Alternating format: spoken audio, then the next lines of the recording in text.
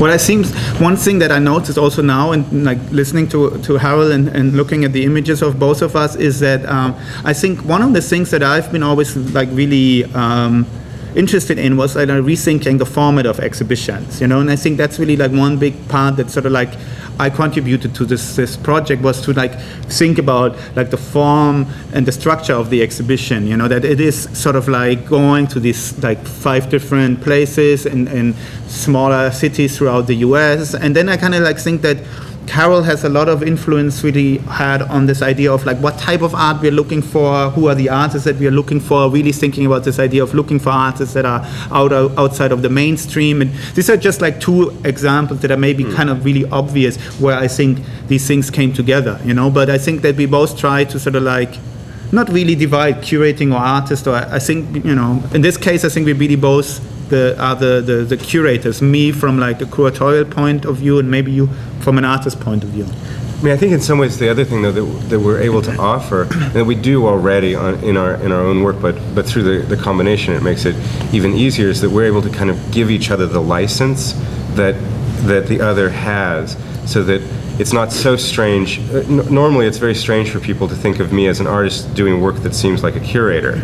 But in this role, it's more clear in that way. And similarly, as Jens sort of indicated, sometimes people are confused by his sort of activist role as a curator. That seems like it's sort of going too far towards being an artist. But in this case, that's okay, because I'm sort of a part of the team, and artists have sort of license to do things that curators normally don't. And so and through that sort of merger, we're able to sort of encompass all of the sort of possibilities that we want to explore with this project, and sort of feel like we have all of that license to do that with.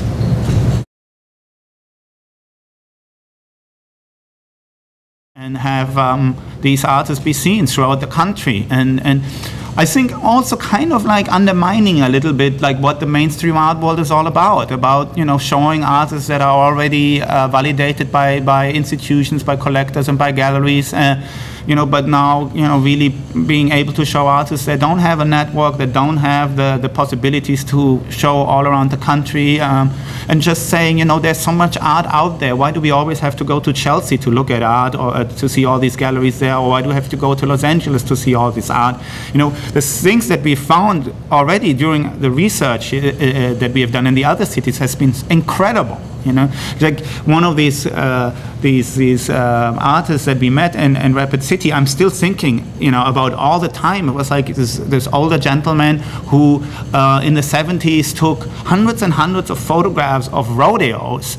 They're beautiful, beautiful black photographs of like old rodeos in the 1970s, and when I saw them, I was just like almost having tears in my eyes. So beautiful and so stunning these images were. And I think you had moments like this too with some of the other artists, where you really think, wow, if you would show this in any big museum in New York or in any gallery there, this would just like be a total success, because it's so different, but it still has such a strong quality to it. And I think that's like also these moments that we enjoy. The whole process of going to different places that we don't know is just like completely wonderful. So it's a lot of things in terms of the objectives. There's no limitations on what you can show us. I mean, the other thing to think about too is that this is one sort of project that we're working on, but we're also sort of just in general always kind of doing research, and if something doesn't necessarily fit into this project, maybe it'll fit into some other one in which it's not a problem to show cars, So it's better just to show us whatever it is that you are doing and you're compelled by, than to try to fit into something that we're not making any sort of compartment that you need to fit into. You can show us whatever it is that you're doing.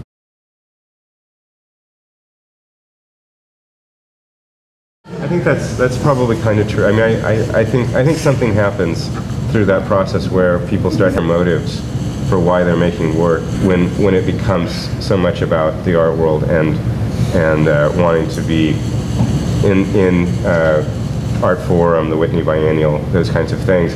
They become ulterior motives that might sort of lead you away from what is originally sort of engaging to an artist about making the work that they're making.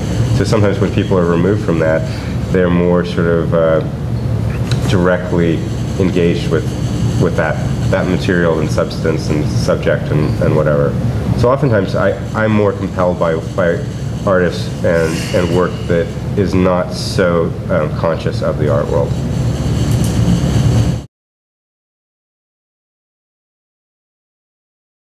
The idea was that we would start with the sort of resource that the Art Center that we're working with has, which is artists that they have connections to or people who are interested in art, and that we would sort of ask those people, do you know someone who is maybe not connected to this art center, doesn't know about this, but is doing something really interesting. So, you know, through that process, in other places, we've wound up tapping into things that were not, that weren't sort of one step away from the art center, but might have been 2 or 3 steps away, and work that was being made that wasn't, that wasn't intended for an art center through that.